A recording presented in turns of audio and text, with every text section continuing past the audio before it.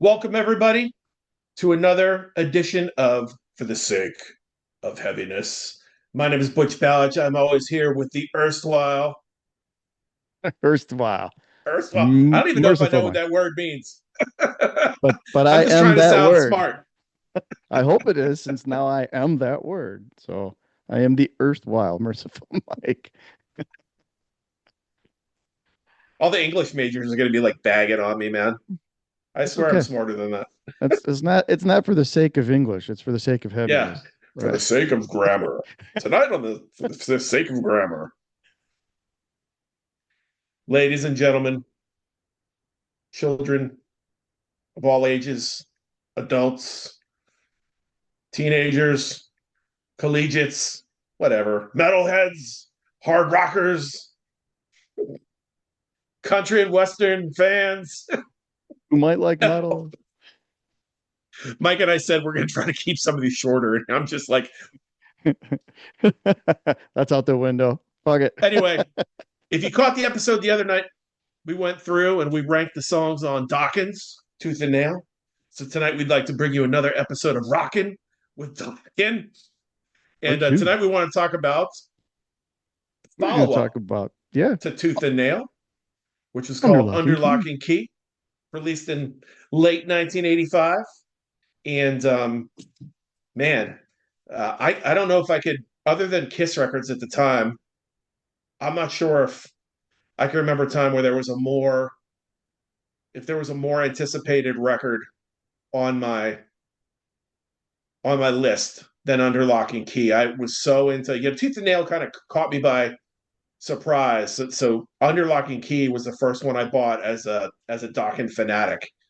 And actually, I shouldn't say I bought. My mother got it for me, of course, at Christmas time. Uh, funny story about that is she would like my mom would do stuff sometimes. Like I would give her lists, or she'd see me in a record store and she'd see me looking at stuff, and she'd think she was being kind of slick, and Mental she would note. sometimes grab stuff and go to the counter with it while I wasn't looking, and try to get out with it. And I happened to be I was walking down one way, and she was near the counter, and out of the corner of my eye, I'm like, I see her with the underlocking key on vinyl. And I'm like, I kind of went past her and I didn't look at her and look at the record, but I'm just like, hey, mom, if by any chance you did grab that underlocking key for Christmas for me this year, get it on cassette. And she goes marching back into the store. My sweet mom. Moms are the best, aren't they? Yeah. Yeah. So I get, that was like one of my favorite Christmas presents that year because I love that album from the time I heard The Hunter um, on I think it was probably college radio again. It might have been like Metal Shop or Yeah. one of the at that time, the major radio stations were actually playing Dokken then too. So Yeah. I just really liked that song a lot when I first heard it. I was gonna like anything they put out at that time, but Yeah. I mean I really did think that song. What are your reminiscences of getting this record or Actually, it's kind of funny because if I'm remembering right, I also got that cassette for Christmas that year. And my mom was on the same wavelength as yours. I'd give her a list and she was always good for, 4 or 5 tapes at Christmas time. Yep. And bless our moms, because like my mom would go down to our local record store, which was, Grand Central Records and Tapes, and it was, a record store slash head shop and stuff. And here's my mom walking right in there, and I need Ride the Lightning from Metallica, and I Yeah. need, and they were always cool and hooked her up with stuff. But yeah, I also got that for Christmas too, and loved Tooth and Nail, so was really looking forward to getting this new one. And I think, was it the Hunter? The Hunter was the lead single off of that, right? It was the lead. It was like the lead off, kind of Yeah, like to rock radio yeah. first And video. I honestly don't remember where. I didn't have MTV. We lived in the county, so we didn't get cable forever. Um, I'm not 100% sure where I heard it. QFM was pretty ahead of their time as far as like radio goes. They played a lot of newer rock, harder rock metal stuff. So it might have been on there. Could have been Metal Shop. I don't know, but I do remember I was like, "Ooh, this is the new Dokken." So it was pretty exciting. So when we finally got that tape for Christmas, that didn't leave the old boombox for quite a while. It was a lot of fun listening to that. And then that was another album that kind of fits into the summer soundtracks of the teen years. We played that quite a bit Yeah. too. But that one when Under Tooth and Nail came out, or Under Tooth and Nail, under Under Tooth and Chains. when Under Lock and Key came out, by then, they were fighting for playtime between Metallica and Metal Church and everything else that we had discovered in the meantime too. So, I don't think I was as enamored with Under Lock and Key as much as I was with Tooth and Nail. I think Under Lock and Key had a little bit more of a glossy production, albeit maybe even a little bit better than what Tooth and Nail was. We talked about that on the last episode. Hmm. But where Tooth and Nail, every song is pretty much a solid ass banger. Some of the stuff on Under Lock and Key for me was a little on the lackluster side, which will come out in my ranking here. But overall, good album. Played the hell out of it. Again, I mentioned before, we were really looking forward to seeing Dokken with Judas Priest on the Turbo tour, and then they changed gears and we got Crocus instead, which was fine because they were awesome too. But didn't get to see Dokken until many years later, and it was many years later. We'll leave it at that. I never got a chance to see Crocus. I did, we talked about it last time. I got to see Yeah, Dokken on the tour that summer when they're opening for Loverboy. It was interesting, like the with all the bands that were kind of touring and breaking big. I as kids, I think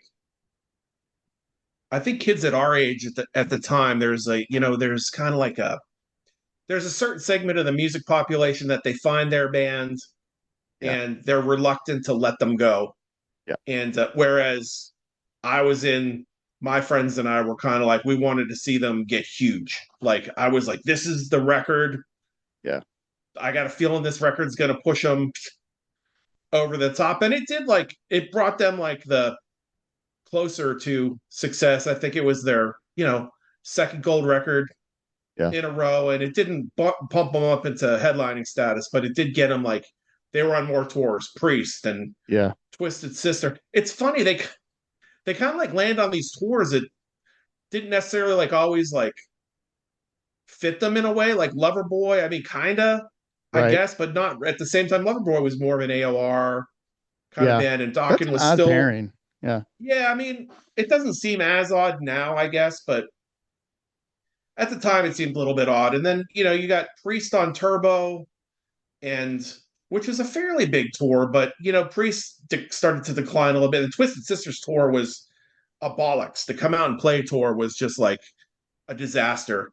Yep. And but I think they also opened for Aerosmith, or was that on the Back for the Attack tour? Maybe that was Back for the Attack. But they started getting the Yeah. better tours, so their profile was increasing, and I was here for it, man. I wanted to see them get big because I loved Dokken. But I cool record. I mean, you can see the record behind you. It was interesting when you see the cover for the first time. It's like, yeah, they got forced into that. You can Sign of the tell, like the times. Yep. yeah, like the kind of like Osmond's outfits, the colors, and Yeah. um, I don't know. I still thought the cover was cool at the time, but it's like that image like never really, man, it No, never really fit them. Like George Lynch, you never. see him now, like it looks so natural, like him in his jeans and a t-shirt and his hair being shorter, like Yeah. Yep. and sneakers. Like to see that with the just an outfit like with red on one side and black on the other, and the Their hair hair all. poofed But it out. was the times. I mean, and Yeah.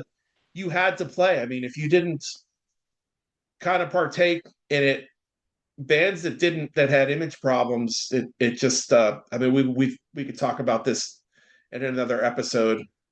or something sometime. But we've talked about this before. Some bands were at an image deficit either because you had like odd looking guys in the band like Leonard Hayes and Right, Y&T right, or Zebra that weren't bad looking guys or anything like that, but they didn't have an image at all. right, Like right. they just wore jeans and t-shirts and they just looked like um they dressed well on stage, but they didn't get like all, No, it blitzed wasn't all up and stuff. sequins and hairspray and everything Yeah, it was like, else. the Yeah, focus was fully on the music and bands right. like that, like unfortunately, kind of got the shaft. Yeah, yeah, Um, because they weren't flashy, which is a shame because Zebra is awesome. yeah, So, yeah. I mean, there's so many, but it's like so many bands got trapped in that. And if you could get away with not having an image if you were heavier, but yep, if you were like in that melodic area, like I think it probably hurt Triumph a yep, little bit, or bands like that. So, yeah, but yeah. I digress.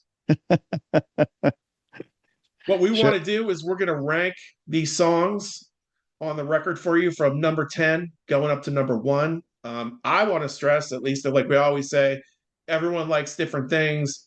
How I like them, how Mike likes them might not be how you like them. Right. We want to know how you like them. Yeah. Like, please join us in the comments. Let's see your ranking. Give us Yep. your thoughts. Let us know how stupid you think ours are. Um, I but gotta seriously, say, like, we've had a really good response on the tooth and nail. We've had quite a few comments on there and people dropping their rankings in too, and it's interesting. We love that kind of stuff, so we live for that. So keep it up, and hopefully you guys can load up the comment section on this one too, like Butch was saying. yeah, it's always it honestly for me it's really fun to see the other list because there's some certain bands like or there are some bands that you could just they say that that it's what's the saying is kind of like there's some bands you could just have the greatest hits album and that's all you need. Right. Yep. And then there's some bands that they had hits but they also their fan base was such that you could be all over the map with where you were. And I think Dokken like had some hits but they were never like top 10 hit makers where there were like there's a couple of obvious songs in the catalog they probably couldn't get away with not playing live, but I think they're people like so many different songs Yeah. throughout their catalog, so that's what makes it like really interesting for us, I think, Yeah. is to see where people rank these songs because Yeah. I don't know, I mean, Yeah. just because I like In My Dreams in one spot, you like it at another, Yeah. it's cool to see where that stuff lands. Yeah. So I love to see the different opinions on that, and then it makes me question mine. And then you go down that whole rabbit hole. And I don't know. I know something. I'll look at It's other fun people's nerdy lists and I'll be shit. like, I see the rationale there. You want to start us off I can start us at off. number 10? Yes, sir. All right, number 10. I'm going with Slipping Away. And from the very first, popping the tape in and playing it through, I was like, nope. I just I felt it was kind of a cop out and trying to capture what they had started with Alone Again. And in retrospect now, a little bit older, I'm like, I bet you that was the label pressure. We need that ballad, man. We need something mellow. And this one kind of missed the mark. Not a terrible song or anything, but I wasn't impressed by it at all. And I was like, I'll just skip over this one, just wasn't impressed. Like I said, decent song, but I felt it was just way too hard to be a carbon copy of Alone Again. So, Yeah, we'll just keep talking about that one. yes, sir. What you said, number 10 for me. At the time, I actually, liked the song a good bit. I probably would have ranked it higher at the time, but, I had like there was a soft side to me at the time. There's still a soft side here to me, but I'm right yeah, there I with don't you. know. This song is definitely not aged well. It's definitely Mm-mm. even at the time, I did think it was like, well, this is like your your B level Alone Again, and Very much. it's probably more like a C level Alone Again, to be honest with you. It didn't have the oomph that Alone Again had, like that, Yeah. the heavy chords and stuff in the chorus, Yeah. and I This don't is know. just bland. Yeah, it's kind of like you. It sounds like a song that they thought they had to have, not that they wanted to have Yep. Exactly. on the. That's I can't speak for the band, but that's what it sounds like to me. Yeah. I'm right So there with you. that's my number 10. Awesome. All right. This might surprise a few people, and I got a couple of reasons, I guess, behind it. But number nine's In My Dreams. Um, Wow. yeah. just again, we're it's a good album. The songs are good. We're nitpicking, but since we're gonna nitpick, In My Dreams never hit for me. I never liked that a cappella intro. As a chorus, it works, but I was kind of like, I didn't like that. And this song has always felt like cookie cutter to me. I never liked the flow of the song.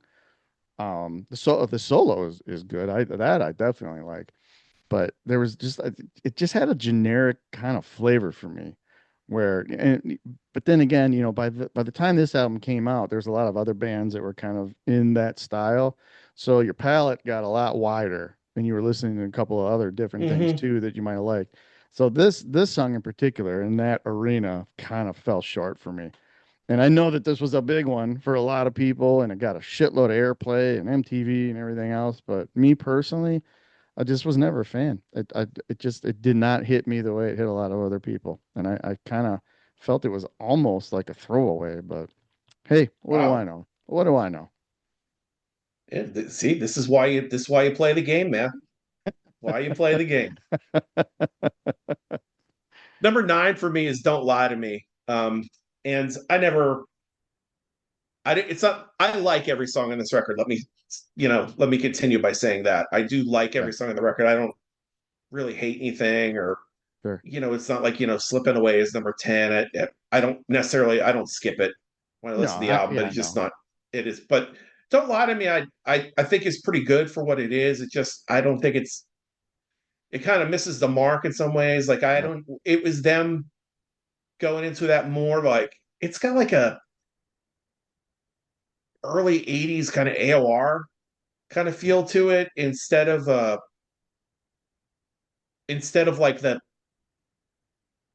like their sounds, man. It doesn't, even the melodic stuff on Tooth and Nail and the melodic stuff on here that's still kind of heavy. Like it sticks out a little bit like a sore thumb. Again, it feels like another song where they were like, what could this do if this one ended up, what will the label right. think of this? It's almost like a play for the radio. I think it reminds me of like what bands like Icon and King Cobra did, but not first, well, not as effectively as Icon, Hmm. but way better than King Cobra with those records that came out around the same time. But I mean, it's okay. The chorus is kind of like if people are going to make the argument about Don being wimpy or whatever, I mean, this is like a prime example of that. Let me I let me expand on that thought for a minute because you saying that kind of nailed how I feel about this album overall. I think the production is better, it's glossier, but there's just this weird kind of monotone production about it. And I think you literally just like hit it for me. I Don just sounds, I don't want to say uninspired, but yeah, I think he sounds like wimpy. He's not like going for it like they were on Tooth and Nail. That urgency of I'm gonna roar on every single song. mm-hmm. This one he does seem held back. There's not that ferocity that came on the album before. So that's a really good point. It feels like maybe they tried to what they tried to do is uh some of the songs are still pretty heavy, but he tempered the vocals a little bit to try to Hmm. maybe like keep the music heavier in some spots, but in making the vocals more melodic, you make that more appealing. Yeah, Um, now, "Don't Lie to Me" doesn't fall into that category because that's like kind of softer all the way around into yeah, it's just the top 40 AOR kind of stuff. But not a bad song. It's just not my favorite. I get it. That's my number nine. All right, we'll move along to number 8, and I'm going with Jaded Heart. Again, it's just another one of the songs that was tossed on there. It's a little bit better than the other ones that I mentioned. It's that mellow chorus of Jaded Heart, that works a lot better for me. Let me go on record by saying that Performance wise, I don't think Lynch lost a notch. I think he was just as Oh, good he's on this tremendous on this record. Yeah. as he was on, the two previous ones. That is definitely one consistent shining spot. Is Lynch nailed it once again. Um, Jaded Heart just has a better flow to it for me. And if we were looking for a softer ballady song on the album, I would have I gravitated toward this one a lot more than like Slipping Away. So if I was looking for that mellow spot in the album, that was it for me. But again, it's not like if I'm going to grab this album, that's not the song I'm waiting to for the needle to come across, Right. But again, it's a decent song, but there's, seven more that are better. Number 8 for me is Will the Sunrise. Yeah. Um, I like this song. I actually like the song a lot. It's a little bit different for them too. Like the just the vibe to it in general. It's a little bit more of a serious Hmm. feel, and it It's a skews good song. away from the uh, the lyrical content that they've been. Absolutely. Everything up to this point is love, lost love. Right. You know, um, getting your heart stamped on. Yeah. This one's more of a little bit more of a You statement know, type of yeah, song. it's like And, they're talking about nuclear war basically, right. and so it was interesting. Like it was like, oh, they tried something. I think it's cool if they tried something different. I think overall the song like is cool. It's not the first, like you were just saying, it's not the first one that I put the needle on, but I like the song Yeah. a good bit. I think that chorus is cool. I maybe the verse is a little bit clunky for me, but overall, it's a pretty cool song, and I like that they Dawn stretched lyrically on it. Yeah. Yeah. 100%. That's a lot of the reason why I like that song as well. We'll talk about that again in a minute, but number 7 for me is Don't Lie to Me. Again, good song. Love everything about it. The standout part for me, and you got to be honest with me, tell me if this has ever crossed your mind. There's a couple of parts in there where I think Lynch double tracks his guitar, but the tone that he creates sounds exactly like Boston to me. So I always call this the Boston song on this album. Do you know what I'm talking about? Yeah, it does There's have a little bit. Yeah, that's at the the beginning of the beep. song. Yes. Yeah. Yeah. Yeah, And there's it's a couple totally other got that little like licks that he throws yeah, in. almost It's like a like fucking rock band Boston. kind of vibe, Yeah. And I always harmony thought guitar thing. I loved it because it just, for me anyway, it just took me to a different area where I was like, was that intentional? Were they trying to channel a little Boston? And just it works for me. It's cool. But Yeah, the song as a whole is cool too. But I've always liked that little bit of that tone that reminds me of Boston. So again, the bottom half of these lists are always kind of, subjective. I'm sure everybody, there's probably some people out there right now rolling their eyes going, "Oh, you got to be kidding me." yeah. But that's where it falls for me. So my seventh spot is Don't Lie to Me. Number 7 for me is Till the Living End. Um, and I really like the song, especially liked it back then. But again, we were just talking about this on the last one with Turn on the Action. It's kind of like in that vein. It's Yeah. like it's kind of like the fast song that as one of the two fast ones on here, it's the secondary fast song, and it's the one that sounds more. I mean, they both sound natural. It's just not as. I just don't like it as much as the other one. So I think it's a good song. I love like Don's vocals on here are ripping. Like this is one of the. There's a few songs on here where he does like let loose that high, Hmm. those high notes, like and really like get more aggressive. Yeah. Um, which is cool to hear. He does that in here a few times. So I always like the song. I think, like I said, in the '80s, I probably would have ranked it a little higher, but I think it's in a good spot Sure. here based on what I have above it. And I still, look forward to rocking out to it in the car. I would Yeah. headbang to it, but with a pinched nerve, ain't doing that Now anytime soon. you don't want to do that. Old, old man stories. Let's jump back and talk about Will the Sunrise just for another second. Jump back, kiss That's myself.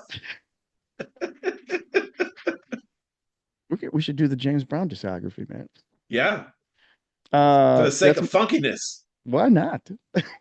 Yeah, that's my number six. Pretty much everything that you stated too.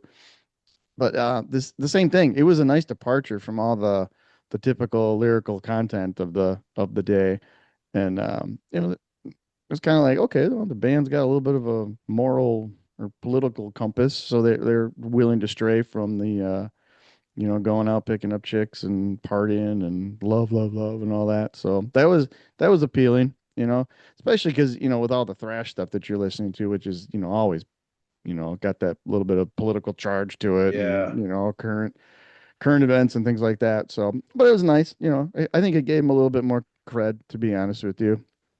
So, and then yeah, song structure and everything else. It's a really good song. I like that one a lot.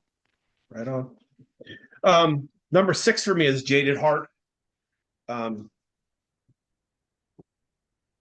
I don't know what to say about it other than over the years it's really grown on me. Back in the Mhm. day, I think my one good buddy, like my best friend in high school, was also a big Dokken fan. Like we both loved Dokken. We both had to listen to cassettes like constantly. We're both like always listening to Under Lock and Key when we were hanging out, and um, he always liked Jaded Heart a lot. And at the time, I was like, I didn't care for it as much. Like side two for me back in the day was it got a little bit like I got a little bit lost in the Mhm. middle of it with those songs in a row. But I really like it now. It's like I hesitate to call it a ballad. It's more Yeah, like it's borderline. it's like a moody kind of thing. I've seen Hmm. people call it a ballad, but I don't really. I think it's too. It gets too heavy on the chorus and um, has bits and pieces where I could, like I said, I consider it more of a mood piece than a ballad. Hmm. I do like how the flow from soft to heavy, that bridge that pulls it together there. But I Right. especially like the chorus. Just a really good song for Yep. me. And like I said, as the years have gone on, I appreciate it. I've appreciated it more and more. I think it took a while for me to appreciate each song's individuality over the years because I think I got a little more fatigued with this album because, in my younger frame of mind, outside of like the singles that you would hear, some of these songs kind of bled together and it didn't keep that excitement going like Tooth and Nail did. Every song had an identity. Some of these on Lock and Key sort of kind of just bled together for me, but if that makes any sense at all. Yeah, I mean, it feels like you were saying before. I feel like the production on the record is a little bit more homogenous sounding, Yeah. and um, there aren't as many like I don't know. There's a there Tooth and Nail just had like that more raw production Yeah. that it had and more aggressive production. This is a little bit Yeah. more shiny and smoothed out, and I think Yep. when you shine something up and then on top of that the material you have is leaning a little bit more commercial Yeah. and there's not as much. I don't know how much of a I don't know how long it took them to make the record. I probably should have researched that, I guess. Well, um I'll take the blame for that too. but you got to wonder how much time they spent concentrating on trying to get the songs to stick out a little bit more production wise and Right. instead of just I think stylistically there's different things on the record that set the songs apart from each other, but it does kind of like there's like this blend, like you were Yeah. saying, that it kind of like is like instead of like 10 flavors, it's kind of like five. Yeah. And it's like Tooth and Nail was like you were saying, it was raw. It was slightly tinny, but it was a bright album where where Under Lock and Key is just sort of gloss. The whole thing is glossy. And there isn't as much. I don't even know the words I'm looking for. It's not as like punchy. I guess kind of like what you were saying. It doesn't have that punch to it or that, the It highs and doesn't have lows like that there's like really jump. there's not really a street edge to it. Like Tooth and Right. There Nail you had go. like a dirtier kind of like Yes. LA Yep. street metal edge to it, whereas Under Lock and Key was clearly a melodic metal record where the edges were rounded off Yeah. The for the more I most listen part. to this one leading up to this episode, I sometimes wonder if this album was rushed because they were trying to capitalize on the success of Tooth and Nail. I couldn't give you or pinpoint any areas in this album that sound rushed to me. I can definitely tell you that there's areas where I feel were just, you know, kind of cookie cutter forced and like throw that in there because that worked last time and let's try it now. And I don't know, there's just something slightly off to this album. So like it's still an awesome album, but just it's missing that magic that the Tooth and Nail had. Yeah, I feel like when you have a situation like you have with Dokken too, and everyone's well aware of the infighting in the band and that Mhm. those dudes weren't really friendly. Yeah, Um, it sounds like a lot of the time, it would be like three against one, yeah, kind of. But especially the Lynch Docket thing was contentious. And I think when you have a band, when you have strong personalities and um, you have that edginess, it can work if you guys if they can get along enough to like work together. yeah, Obviously, they work together enough to put the stuff out, but when you have people in their own corners writing instead of like I don't yeah. know how often these dudes were all in the same room Right, right. to work on the records or I guess I could have done more research on the There will be an studio addendum. situation, but you know, I don't know. Yeah, and we'll probably talk about Back for the Attack in a future episode soon too. But as the records went on, it's clearly a band that's they're not working as well together. Yeah. I don't think some people would argue with that, and we'll talk about that when we talk about Back for the Attack. But Okay. Yeah, I'd say it was pretty obvious the wheels were coming off at a certain point, but yeah, yeah, stay tuned, folks. There's more to come on this Dokken yeah, rabbit hole. that's right. Whose turn was it? I don't even remember. I just did Jaded Heart. That was my Okay. number six. Yep. Okay. So my number five. Okay, this is where things are pumping and rocking is Till the Living End. Like you mentioned, one of the faster songs on the album. This has got a really, really good drive, a lot more urgency. Don is sounding really good on this. This is where one of the few songs where he sounds good and raw and roaring and ready to go. So this is a song I definitely am always ready for. Don't skip it. Bang thy head in thy car when this comes on and go nuts. So yeah, good song. One of the high points on the album. Right on. Number five for me is It's Not Love. Uh, Catchy. I especially like the live version of it. It doesn't work as well for me on the record, but it's funny. I was listening to it prepping for the episode. It had been a while since I spun the record, and the song has definitely grown on me some. It probably would have been like one spot down in the past. I never liked it as much as a couple of the other singles from the record. It just because it had more of a, I don't know, like more of a not bluesy per se, but it definitely leaned more that way than like my favorite songs Hmm. by the band. So, but I think it is a great song. It's that chorus is catchy as hell. Oh yeah, Um, yeah. and the videos, I mean, the video's cool. Them on the, riding around on the flatbed um, and I always liked it live when they would do the bit when Don would get the crowd to sing along with them, and Yeah. he would alter the, how high he was going on the note and get the crowd to, it's not love, it's not love, it's Channeling not a little Freddie there. love. But I think it's a cool song. Yeah, absolutely Some of for sure. they fall into that 80s cheese thing and the whole thing in the middle. Well, what do you want? I want you. You can't have me. you know, No way. no Tell way. I me. told you.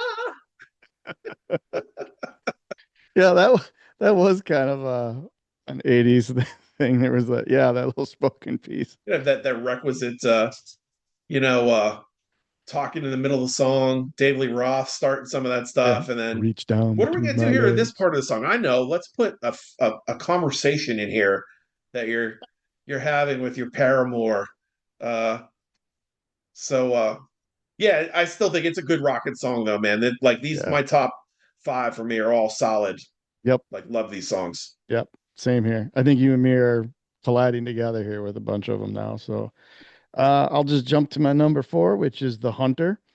Like we said, it was the lead off single. And this song has got a really good like groove to it, you know.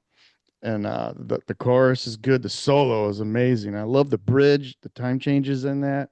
So you know, everything that was released after this, I was like, okay, this was a good song to like show people what's coming up on the album. So the Hunter is really really good. That's my four spot. I still dig that song a lot, Nice. except for three other ones I like better. Yeah.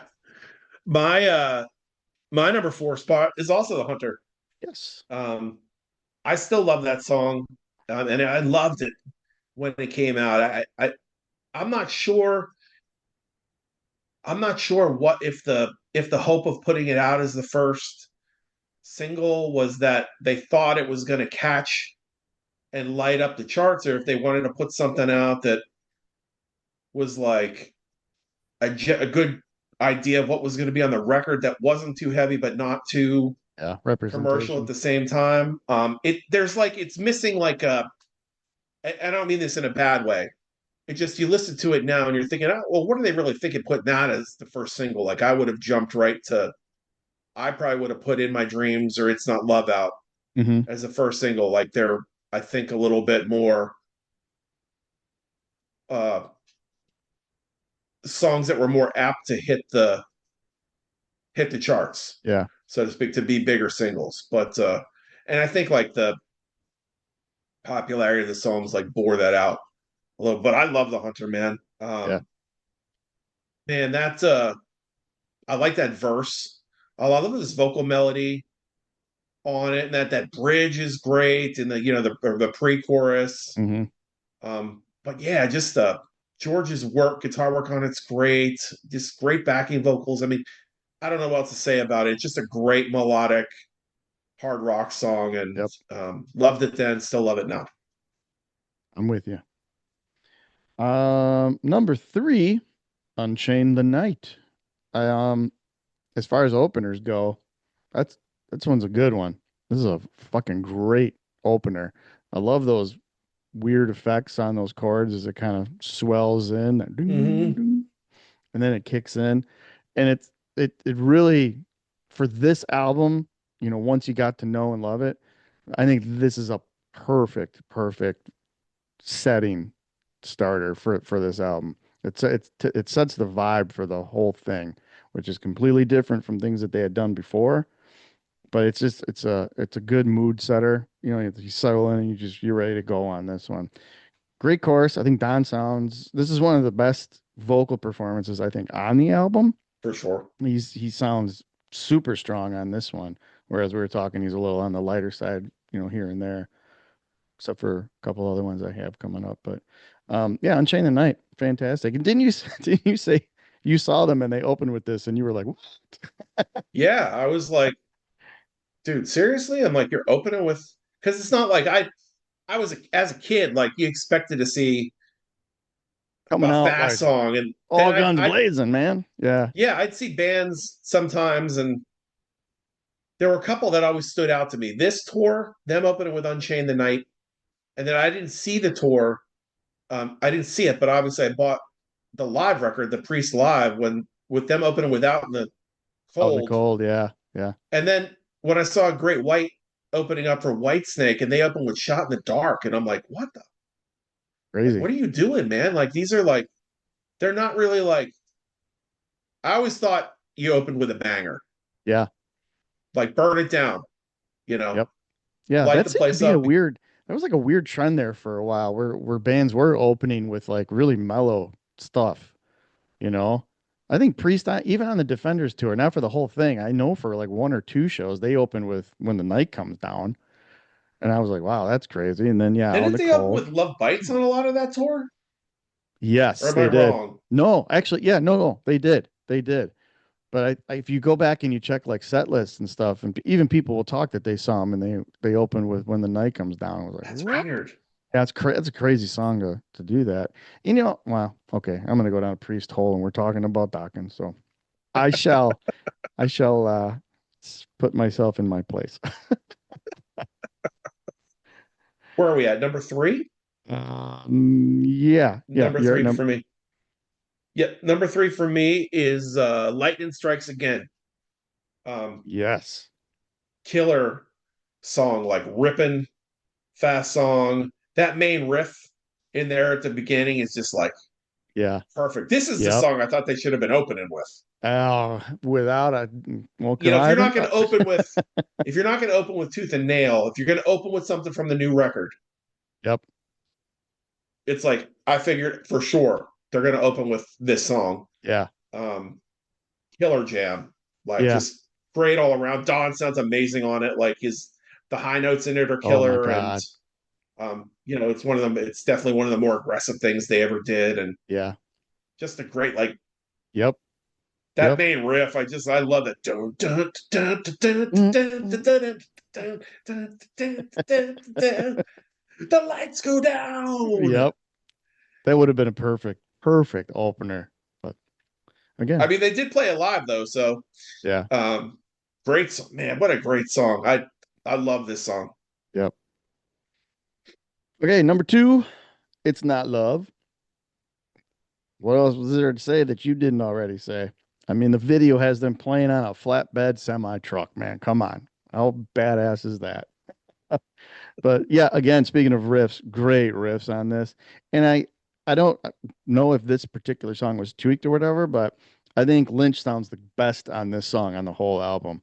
His tone and his playing really Yeah, really thick comes through on this one. Don't know what it is. I don't have never read anything to give any clout to that, but man, what a ripper. Just a damn good song, man. Everything else that you said about it too. That's why it killer was on song. MTV like nonstop. I swear to God. My best friend, they had cable way before me, so that was one of the perks of hanging out all the time is, hey, you got MTV. Yeah. Headbangers Balls on, man.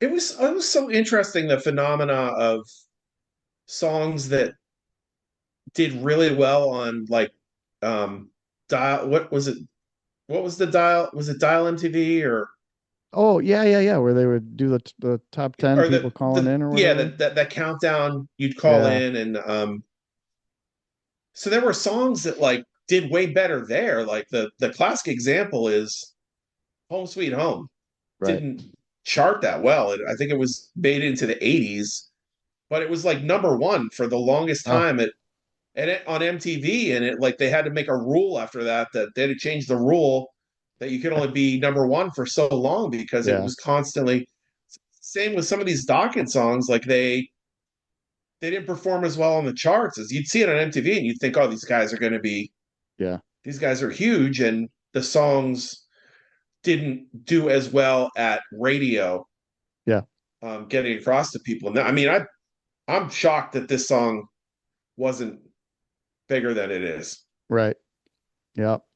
No, I agree. And I think there was, that was the turning point too, where, the youth was tuning into MTV because it was visual and, the videos. I think there might have been a little bit of shift, or that maybe that was the start of the eventual shift away from radio and whatnot. But yeah, I know you couldn't like Home Sweet Home, man. You couldn't escape that song on MTV. I swear to God, it was on every 15 minutes. So, Yeah, and but yeah, that's good. That's a good point that you bring up because I'm like I said, I didn't get to watch it unless I was at my buddy's house, so I wasn't as privy to noticing, the takeoff of songs on that live call-in show, opposed to just the radio and top 40 and all that kind of stuff. Okay, number one for me. This was an absolute no-brainer. I knew it was going to be there before we even really talked about it, but Lightning Strikes Again. Best song on the entire album. This easily could have fit on Tooth and Nail. Sometimes I wonder if this was you know, started in those sessions and it just didn't make the album because it has that feel to it for me. It's a barn burner. Like you said, the riffs are perfect. You know, Lynch is shredding, but Dokken himself, just this is the one point in the album where he just goes for broke. You know, where toward the end where he's like that, and he's just and then he goes even higher. Lightning strikes again. And he You goes know, higher every time. It's like every time, yeah, every single time. But yeah, it's a riffing, fast paced. Man, that is the best song on Lock and Key. Fight me, I don't care. nice. Did you skip one? I feel like because I got two left and you just did your number one. No, did I skip one? I don't think I did. My number two is "It's Not Love." Unchained the Night was three. Hunter, did I? Oh, you know what? It Maybe was. I jumped You over just we were you. just talking about it's not love. And I didn't Maybe do my number two. that's okay. And then I jumped. Okay, well, sorry. You get two more, Butch. My number two is in my dreams.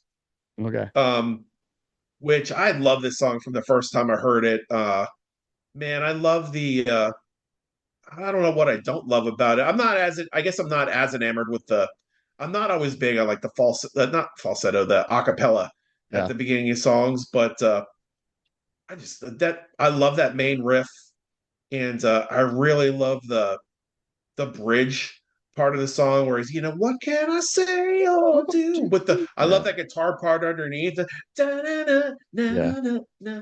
just the way all of that sounds and the chorus is great. I love the stacked vocals and I just really the first I remember the first time hearing it on the album and I was like, wow, that's a great song. This should be a single. And they made it a single Hmm. and I was shocked that it wasn't, it was really popular, but I was shocked that it wasn't bigger. I thought that's the song Yeah. right there that's gonna break them big. Man, I It's feel still like horrible they're about ranking it so low now. Now you're talking me out of my choices here. well, I'm just saying this is just my opinion, man. I'm regretting Uh, my life's decisions now. I like, I love in my dreams, and for me, I get why it's so popular with the fan base to where, it's always been in the set, and Yeah. it seems like it's like I'd have to see I'd have to see a poll of Dokken fans, but I would assume that would always be in the top three or four Oh, that's a fan favorite no matter what. Yeah, popularity. Yeah, I mean that's I'm a sure. huge song. Yeah. Hmm. So that obviously leaves number one for me, the song that I could not believe that they would dare to open their set with, and that's Unchain the Night. I never would have expected, like, when I got the album, that this was going to be my favorite song on the album in the years to come. I loved it Yeah. at the time, don't get me wrong, but it was like I liked other songs on the record better than it. But as the years have gone on, I'm just like, I really, really like this song. And Yeah. I love I love the beginning. I love the little intro on it, and then Yeah. into that, it's just like a da, da, Yeah. da, da, da, da, da, da, just the with it, it's just Yeah. like a pounder. And then Dawn is like more, in your face on the verses Yeah. on that, and just and then you get like a little bit more melodic chorus. Man, what a fantastic song. And Yeah, that's a great like now I tune. get it, like now I understand it as an opener. You just because like while you're not like fast headbanging, it's the fist Yeah. like pumping kind of kind of thing Yep.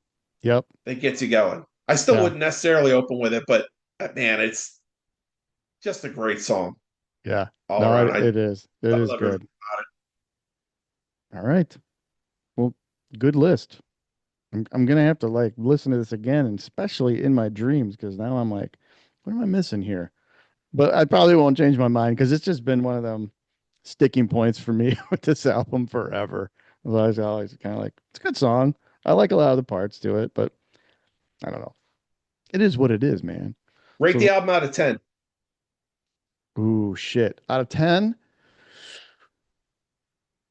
solid 7. You? I'm going 7.5. 7.5. Okay. All right. I'm pretty sure I can guess your one and On a two. good day, 8. I think it's gonna probably pretty solidly stay at a 7 for me. Now, depending on how deep we want to go into the catalog, I guess in my head I'm thinking like the classic four. That would probably still fall about a 7. So I don't know. Yeah, I'm trying to place it like in my head now that I say that. Like the reason I say like on a good day an 8 is because Tooth and Nail to me is a 10, I was and just I gonna always ask love you. this record. But I'm like I said, like over the years, like this one is some of the shine has come off of it. I'm gonna Hmm. put it at an 8. I'm sticking Okay. with that. It's my final answer Dying on that hill. It's an because I 8. still really enjoy the record, Okay. just not as All right. much as I did. So I was just about to ask you, since we already discussed Tooth and Nail, I was gonna ask where you rank that. And that's a solid 10 for me too. Yeah, It's that's just, man, you know. But and the story that goes with that album too, I think fits right into why it's so damn good. So we'll we're ladies and gentlemen, chances are we are going to continue down this Dokken rabbit hole, and you'll soon be seeing episodes on Back for the Attack and Breaking the Chains. definitely. It's funny. I just saw a little clip of an interview where it's always interesting what musicians think their best work is because Don thinks the best album that Dokken did was Dysfunctional. I've actually heard a lot of people say like they praise that album, and to be very honest, I don't think I've spent nearly enough time with that record to really give an honest opinion.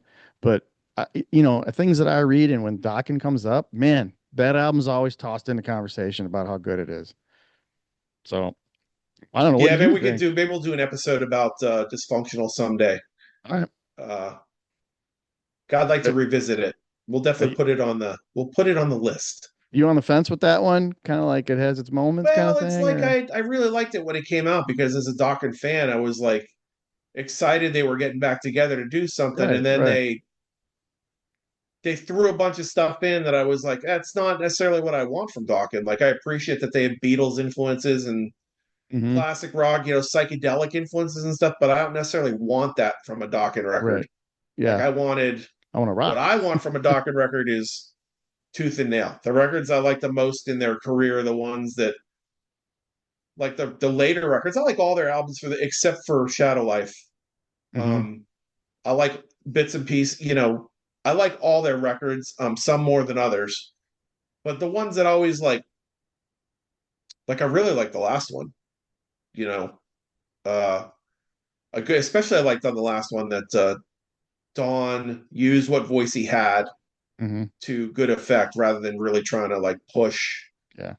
and but like like the Lightning Strikes Again album, Broken Bones, and Erase the Slate, I thought was really good. That was like Yeah. that's more like what I wanted on Dokken. I didn't want Dysfunctional, and I definitely didn't want Shadow Life.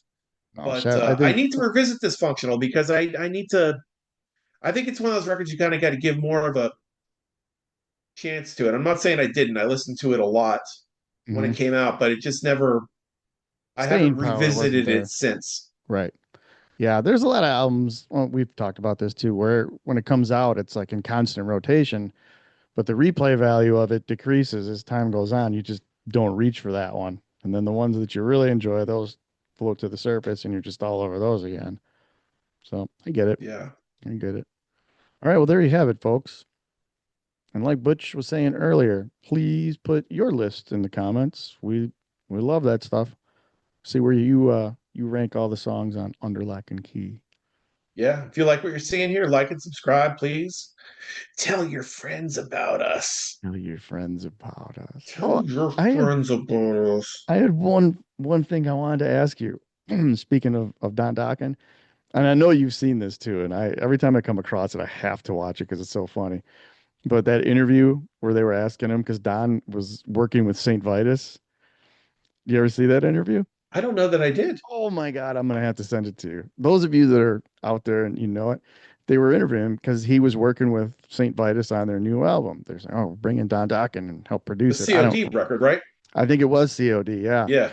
And anyway, he's like, "Oh my God." He goes, "These guys just, I've never seen people smoke so much fucking weed in my life. That there's fucking stone. Dave Chandler just fucking high as a kite 24 hours a day." And, they came in and he was like, dun, dun, dun, dun, dun, dun. And he's like, "Yeah, it's really good. Maybe you guys can like, pick up the pace on a song or two or whatever." He's like, "I come back the next day and they're like, Don, check it out. We got this one for you. It's awesome." And he's like, "All right, cool." Dun, dun, dun, dun, dun, dun.